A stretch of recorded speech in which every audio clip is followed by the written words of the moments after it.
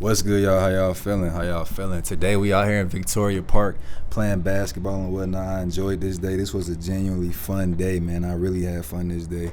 Met some cool people out here, man. Now in this video, since it's just some basketball footage, I want to get on here and tell y'all a story, man. And why this specific story is because I was on live last night, and the live, it kind of went into after dark mode a little bit. Like, it got a little crazy, you know? So I was on live asking questions and whatnot. One of the questions I ended up asking, like making a poll, was if anybody in the live, I asked any of the girls in the live, really women for real, if they had more than two guys in the day, if they've been with two guys in the day, right? So that reminded me of a time that I did that, so I want to tell y'all this story. And it's actually a lesson in the story on why you should always keep it real. And it's a twist at the end of it too. Like, it went a little left unexpectedly. Now, for the girls in this video, we're gonna call the first girl, we're gonna call her Tina. Girl A will be Tina, and then girl B will be Kiana. Let's do it like that. So I'm gonna tell how I met Tina, and then I'm gonna tell how I met Kiana. Now, Tina, I met Tina maybe like a month before I even heard of Kiana. Now, I met Tina off of her friend through Snapchat. Her friend posted a video of her driving around. They was messing around, whatever, on the road driving, and I seen her. She was driving the car. I asked her, like, who is that? Like, put me on with her and whatnot. So she asked for a picture of me. I sent the picture and whatnot. We ended up meeting up. So I ended up talking to her. Now, me and Tina, at this point that this happens, we probably been talking for maybe like 2 weeks, 2.5 weeks. So now I'm at work one day, so Kiana, I see her at work. She like the new girl at work. She the new girl. She stay in the same hangar and whatnot. She knew. Nobody really like messed with her or nothing. Like, she just knew. Nobody know too much about her.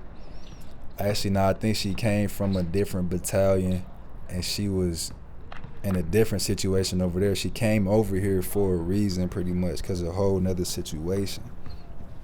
So I end up seeing her around and whatnot. I see her, greeting as I walk past and whatnot in the hallways. So I realized that she knew. So one day I'm at Chow. This is a Thursday or a Friday, one of the two. So I'm at Chow, and I see her sitting across from a guy that she worked with at her shop. Now, they had a booth and whatnot, so it's just them two sitting down. I walk past. I say what's up to both of them, and I just go sit down at my own table. Now, Kiana, she waves me over. Like, she asked me to come sit down with them, pretty much, with both of them. So I sit down with both of them. As soon as I sit down, I catch the vibe of what's going on between these two, and they like dynamic. So with bro, he definitely wasn't gonna ever end up cracking. And then with her, like, they kind of just worked together. That's the only reason they was really sitting down and eating. So with him, he kept bringing up saying that she looked different outside of work. Like, he kept bringing it up. He really kept bringing it up. And so that's how we even got each other's Instagram, because she brought up her Instagram to show some pictures of how she did look outside of work. And outside of work, she did look a little bit more different. She looked like she was taking pictures with bikinis in front of hot shots and stuff like that, all type of crazy, birthday face makeup, crazy lashes, like things like that. It was a whole nother person for real than what you may see in the camis, bro. When you in the military, when people got them camis on, that can really deceive you, for real. It can really deceive you. So what happened? So that's how I met Kiana. That's how we ended up even getting in contact with each other, right? So Kiana ends up texting me that same day. As soon as I get home, I see it's a message in my inbox on Instagram, and it says like hi with 4 eyes on it, 4 or 5 eyes on it, right? So then me and her start talking. I asked her if she want to come over. She pretty much waved that off. So then I asked her, let's shoot a YouTube video. And so she was with that. So she ended up coming over. No, let's stop right there. So with Tina, she used to come over all the time. She came over so much that she eventually something was going on with where she was staying at, that she needed like a place to stay for a little minute, and she was crashing at my spot for a little minute. But before that happened though, she was just coming over like every day. She would drive probably like an hour or something like that. She stayed like an hour or 30 minutes, one of the two. She would come down, to my place and whatnot, stay the night and then drive back in the morning, stuff like that. So she came over this night. She didn't stay though. I believe she left. So Kiana, we ended up, this was the same night that we set up for the YouTube. So she came over, and she came over and she told me she was gonna leave because she had to go to a party with her friends. So the plans was for her to come over, we was gonna shoot this YouTube video and then go on about our way, just enjoy the little video. She came over, she had on leather pants, some black heels, that makeup again, and like it's weird though, cause the makeup, she didn't really need makeup. It was like a little bit different color than her neck skin, but that's neither here nor there. So we shoot the YouTube video, and we really just chopping it up. Like, she not really in a hurry to go nowhere. We really just, you know how when you talking to somebody and you want them to leave, but you don't tell them to leave. Not that we was talking and I wanted her to leave, but that's how we was talking for a while though. Like that stage before y'all about to leave, before you know y'all about to leave, we was talking like that. I'm saying that to say she wasn't in a rush to leave nowhere, bro. And I'm saying this for a reason, because towards the end of the story, you're gonna see why I'm saying this. So she ends up saying that her friends canceled on her pretty much. Like, they ended up not wanting to go out no more for whatever reason. So she stayed the night with me. Now, earlier that day, Tina had put a hickey on my chest or something like that. She put a hickey on me. So now, when we get to the room, I end up taking my shirt off, and Kiana see the hickey on my chest, right? Now she sees this hickey, and she asked me, what is that? I told her it was like something dumb, like she knew I was lying. She fake rolled her eyes, but just kept it moving, like she really didn't care, or she really couldn't question me about it for real, because this is my first time really like kicking it with her for real. So we end up going to my bed and whatnot, things happen. And then the next morning, she checks her phone and she seems disappointed. I could tell she probably had a dude or something. She definitely had a dude. She definitely had a dude, because I remember at the table when I first met her, she showed me a picture. It was like this dark skin, like hefty dude. And I guess they was on bad terms at the time. Like, they was on bad time. So I think she woke up, checked some messages, got disappointed. Maybe she didn't get a message or something, and then she ended up leaving. But it wasn't like really bad temperature with me. So she ended up leaving. Now I ended up seeing Tina again. Now when I seen Tina, for whatever reason, I don't know how she knew this. I don't know how, bro. Like, I guess females just got some type of spidey senses, like it's some type of magic, but she just knew I had somebody over, because she didn't see nothing. She didn't find like not that I was hiding anything, but she didn't find like no piece of clothing, no nothing. She just knew. I'm thinking about it now. I don't remember how she knew, but she ended up knowing.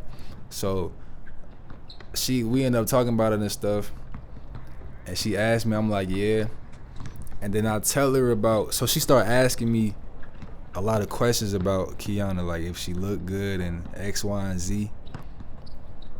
So then I tell her like, oh yeah, she seen this hickey on my chest and whatnot. Like, it was crazy.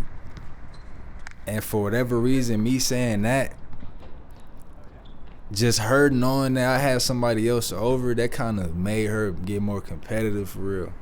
That made her get more, she was like, okay, I'm gonna mark my territory pretty much. That was her attitude with it. She like, I'm gonna mark my territory. So then that same night, like instead of just leaving one of them, I think she left like probably 10 or something like that, like 10 to 12. She left like 10 to 12 of them. So it's like, when somebody sees like, okay, like you know what it is versus being able to get mistaken for something else. And that was my first time really seeing that side of females right there. Like for them couple 2-3 years, it opened my eyes. Like a lot of things opened my eyes from the age of like 18 to like 22 for real. Now, so to get back to it, so that's with Tina. So she seen it once she knew I was with somebody else, like that kind of, I could tell she kind of liked that for real. She kind of did, like she got in her competitive bag. Now, and then with Tina, we ended up still talking for like probably a lot of more months later. So then with Kiana, right, this is where it went left with Kiana. With Kiana, it went left because I think she just had a lot going on. She had a lot going on. Like we was still texting the next day. Whenever the next day at work, she sent me a picture of her neck saying, I think it was Monday now. She was like, yeah, the hit, like it was gone. I guess it was a hickey on her neck. She's saying it's gone now. Somebody almost noticed it and whatnot. So we were still cool. So then she ended up start texting back super late, like hours later, stuff like that, or not responding at all. So then I caught her in the hallway and I was like, you cool? Like, is everything cool? What's going on? And she like, yeah, everything good. Like she ain't tell me nothing. So then, since she not responding, I just leave it right there. One day, probably like 3 in the morning, 3, 4, 5 in the morning, I get a text from her, and she asking me, did I leave my kids in her? Like she talking like she pregnant or something. Like she's scared that she pregnant. Dead serious. And then she get mad. She like, nah, I can't be pregnant by you. X, Y, and Z. Like she started damn near attacking me. Like, I can't be pregnant by you. I didn't want to do that. You made me do that. Like she started playing victim. And then once I started reading these messages with her playing victim, I was like, damn, like I'm really, like I say, my eyes is opening up. I always hear these stories, but I never been on like any side of this story or seen it. And it's happening right here. Like she could try to open an investigation, take this to Sergeant Major, and then have me looking crazy. I might get an NJP. I might get all these. I don't know what may happen, but I don't know how. I forgot how that ended up going, but that pretty much just died right there. I think we just stopped texting right there, and she never ended up taking that to nowhere. I never really ended up telling nobody about that situation.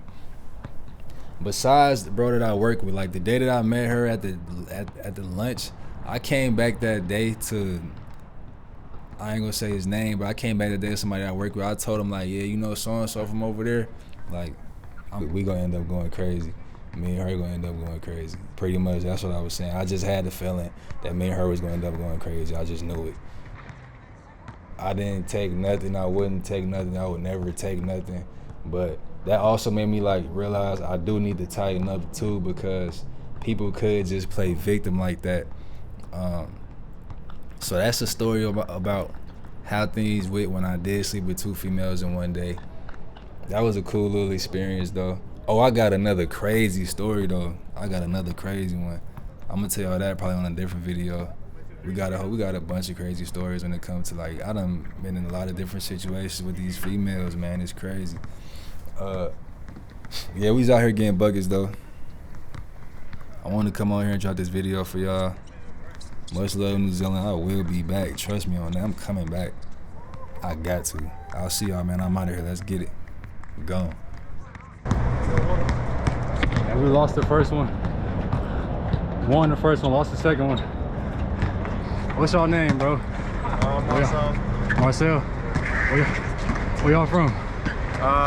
We live out west. Out west, West Auckland? You live out west, bro. I live out west. Where you from, bro? East. East? Where you, what's your name? Ryan. Ryan, good game, man. Good game. What's Good your game, name? man. Twan. Twan, yes, sir. Nice to meet you. Yes, sir. Nice to meet y'all too, man.